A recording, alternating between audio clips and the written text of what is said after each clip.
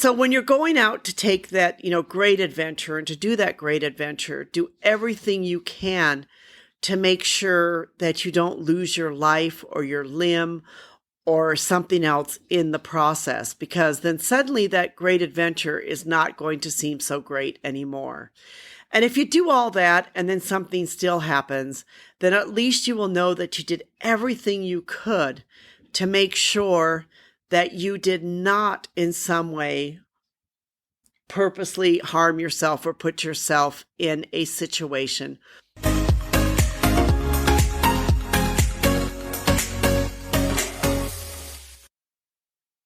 Hi, this is Anita from the Dusty Roads podcast and from the blog A Bus on a Dusty Road.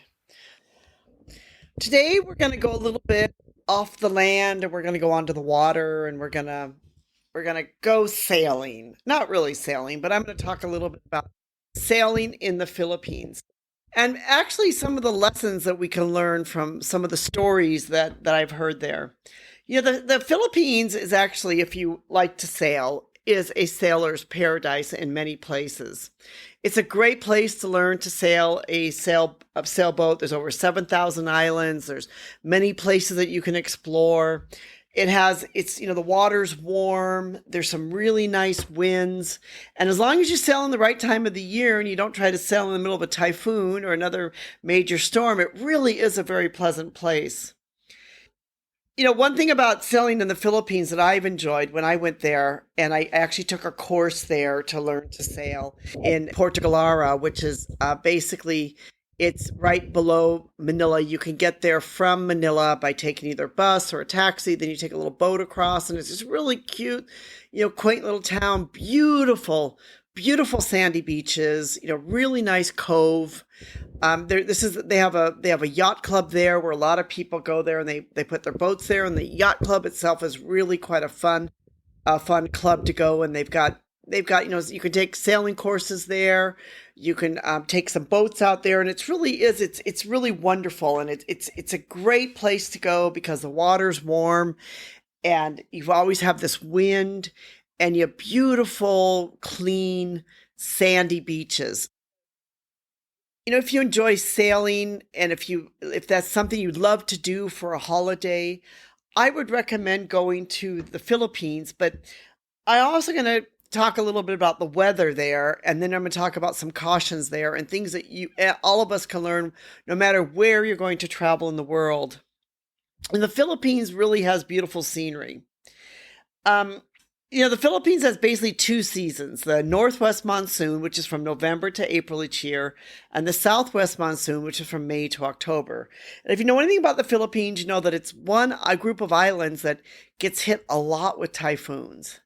And I don't know why this poor group of islands there has been devastated so many times with so many typhoons and earthquakes and other things. But the most severe typhoons are usually from April to November.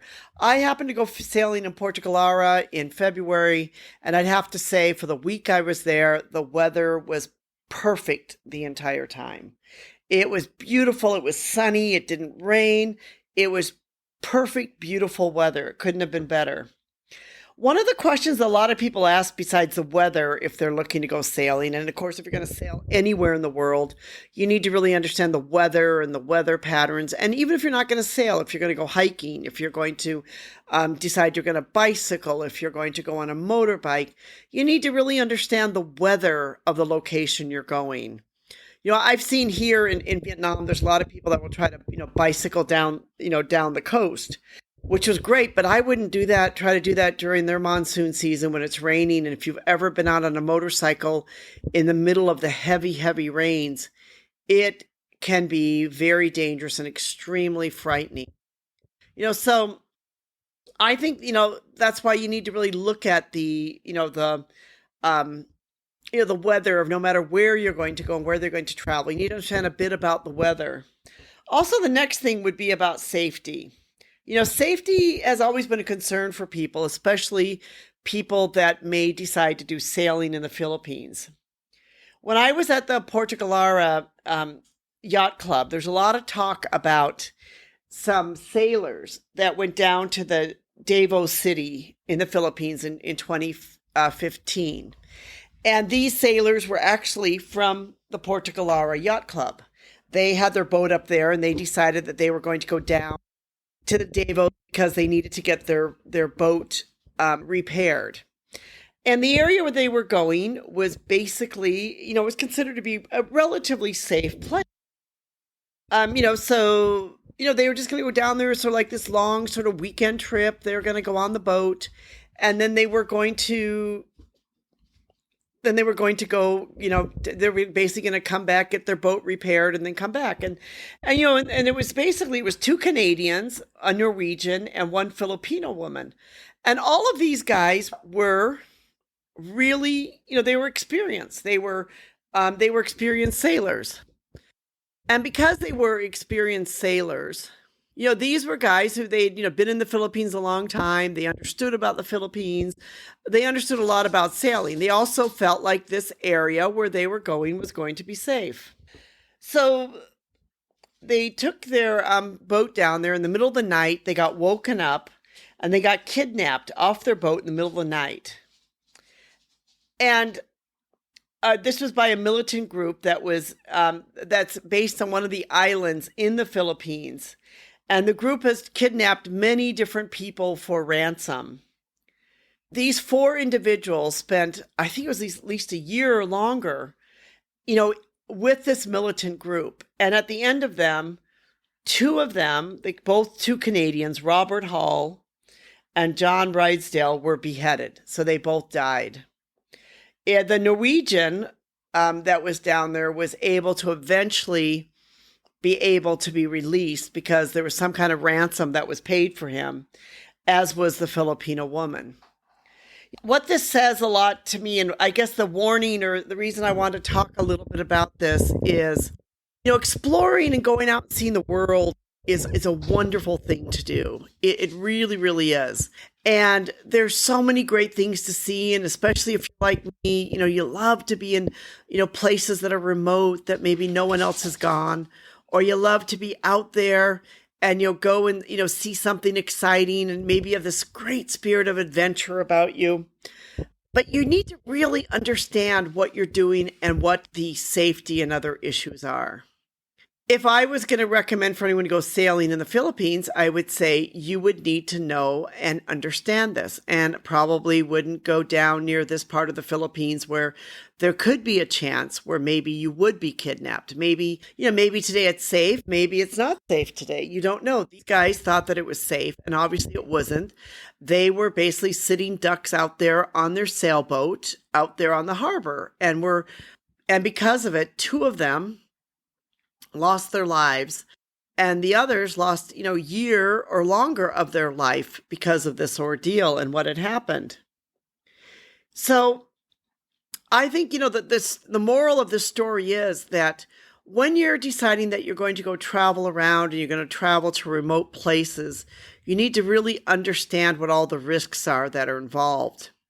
One of the things that I see a lot of people want to do here in Vietnam in particular is to motorcycle down from Hanoi to Ho Chi Minh.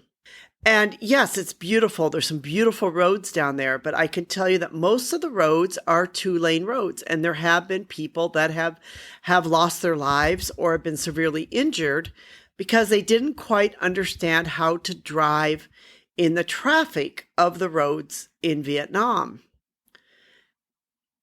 You're basically on a 2-lane highway where there's a lot of these big trucks, and the trucks may come over into your lane. And if you're not used to driving in that kind of traffic, even if you are, it can be a very scary thing because you may be driving down by a cliff where there is no banisters or no safety guards or no railings. And if you fall over, that's it. You're gone. You're done for. These are, I don't want to scare people away from being adventurous because believe me, I've done it throughout my life. I mean, I have been on buses where I looked down on and I kept saying like, Lord, if this bus rolls over, if this bus goes down this cliff, no one will ever know where I am. Like I will basically just be gone. I'll disappear off the face of the earth. I have been on those kind of roads. I have been on these 2-lane roads where suddenly a truck has come barreling up to us. And I kept saying like, oh, this is it. This is it. This is what's going to happen, and we just barely missed it by an inch or so. I have been on those roads more times than what I care to probably have to admit. So I also understand the risks involved. And this is kind of like what I've learned from this lesson about these sailors. Since this time it hasn't happened and maybe it's safe to go down there. But on the other hand, if you are going to decide to do something like sail in the Philippines, take a motorcycle ride down along the coast of Vietnam, if you're or going to do some other great travel adventure, just make sure that you fully understood all the risks and you take every single safety precaution that you can. For example, if you're going to decide to take the motorcycle route ride down the coast, throughout the coast of Vietnam, I would make sure that you have the right type of motorcycle equipment, that you have a very good helmet, you have the road map, and that you first have some experience in driving on the roads in Vietnam so that you understand exactly what you are getting into. If you decide that you're going to go sailing all around the Philippines, that you really do your research, go to a place like the Portogalera Yacht Club, talk to the sailors there, find out where you should or should not go, where is it safe to go, where is it not safe to go, and then you avoid those places. You make sure that you don't go there, that you take all the precautions. If you're going to be on a bus or in a car that's going up a road that maybe doesn't have the guardrails and you're winding up and down mountain roads, maybe you take the precaution, you make sure that if you're going to rent a car, that you rent a car that has seat belts. And for those of us that live in the Western world, having seat belts in a car may seem like a funny thing, or seat belts on a bus, but I can tell you there's a lot of cars in parts of the world that don't have seatbelts, or maybe there's a seatbelt in the front seat but not a seatbelt in the back seat. Maybe the buses do or do not have any seatbelts. Things that we consider to be basic safety things, they do not have, or is not part of their life, or not part of what they think about for being safety or being safe. So when you're going out to take that, great adventure, and to do that great adventure, do everything you can to make sure that you don't lose your life or your limb or something else in the process, because then suddenly that great adventure is not going to seem so great anymore.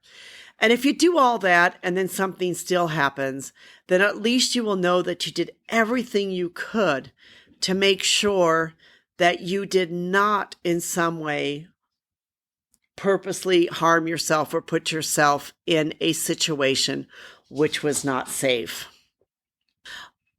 Now, I am all for adventure, and I don't want anyone to think that I'm not for adventure, because I am for adventures. I've been on camels in Mongolia, which was a great adventure. I stayed in a yurt there. I have, been on motorcycles. I actually ride a motorcycle here in Vietnam and a bicycle, despite the fact I have ended up in the hospital once for a bike accident and once for a motorcycle accident. And I still ride a bicycle and ride a motorcycle here. But I can tell you, I am a lot more cautious. I am a lot more, I've learned in a way, sort of learned a hard lesson. So I think that, it's not that you need to stop living your life and be afraid. I think a lot of times you need to get back onto the motorcycle, get onto the sailboat, get onto living life. I remember once when I first started riding a motorcycle here, I was such a nervous driver. And I was driving down the road here in Vietnam near Tay-Ho, which is a big lake, which is near my house. And there were two Western guys coming on the motorcycle in the opposite direction. And I got so nervous. I was driving so slow that I kind of stopped the bike and I just fell over in front of them. And they were like, "Oh my goodness, what do we do? Can we help you up? How can we help you?" And I was so completely embarrassed. And I went home and I said to a very good friend of mine, I said, "I'm going to put my motorcycle away and I'm never going to go on it again. I'm just such a nervous driver. I don't know if I can even drive this thing." And she said to me, "Anita, get back on." And it was about a week later, I got back on And from that point on, I actually became a pretty good driver. I'm actually a pretty good motorcycle driver. But I also understand what some of the risks are. And I also understand that you need to do everything you can to mitigate the risks for your own safety. I want to talk a minute about, before I close here with this, a little bit, if you do happen to get into an accident or something happens, a bit about medical care. Make sure that you have a good insurance policy that will be able to cover you while you are in another country.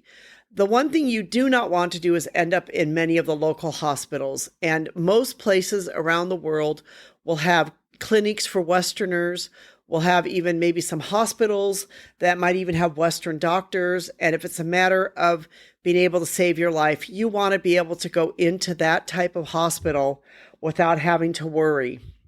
Also, too, if you're not sure where to go, call your embassy. A lot of times, at least the U.S. Embassy has throughout the world will have a place for U.S. citizens. You can actually register on one of their programs. You should be able to call the embassy and find out, look, where would you go for a hospital or for if you had a problem.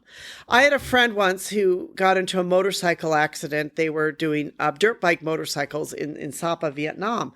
And she started, feeling really sick, and she's like, oh, so her and her husband decided to come down to Hanoi. And for some reason, they asked the taxi driver where's the hospital, thinking the taxi driver would know. The taxi driver dropped him off at the local hospital. The local hospital doctors looked at her and said, oh, there's no problem with you. You just, you just have a little bit of some bruises and a, bad back, and that's it, and sent her home. And that night she was in so much pain that finally at the hotel, they asked the hotel, they said, where would you go? And the hotel said, we would send you to the, what hospital, which is known, a hospital I go to quite a bit, which is a Vietnam French hospital that has French doctors. And she went into the hospital, and the doctor said, my goodness, your back is broken in 2 places. So this just shows why it's important to make sure you get the proper medical care. She ended up spending at least a month or more in a hospital here in Vietnam under care because she had broken her back. So that is another example of a reason why, if you're traveling overseas, do your homework, make sure you'll be safe, and at the same time, make sure that you understand where to get proper medical care, just in case you need it. And I hope you won't, but just in case you need it, it's good for you to have this information so that you will know exactly what you need to do, because it could be the difference between life and death, or you being able to really walk again. Thank you so much for listening. We hope you've enjoyed our Dusty Roads podcast, and we hope that you will become part of our community, that you will, if you've liked what we've talked about and you find that it's some good advice about living, traveling, working, being part of a global community, being a global citizen, we hope that you'll give us a thumbs up, tell your friends about us, and we really, truly do appreciate you and appreciate you being part of our community. Check out our blog, which is called A Bus on a Dusty Road. Just one word, no spaces, A Bus on a Dusty Road. There's lots of other great information on there, all about things to do with living your life as a global citizen. Thank you so much for listening. We appreciate you.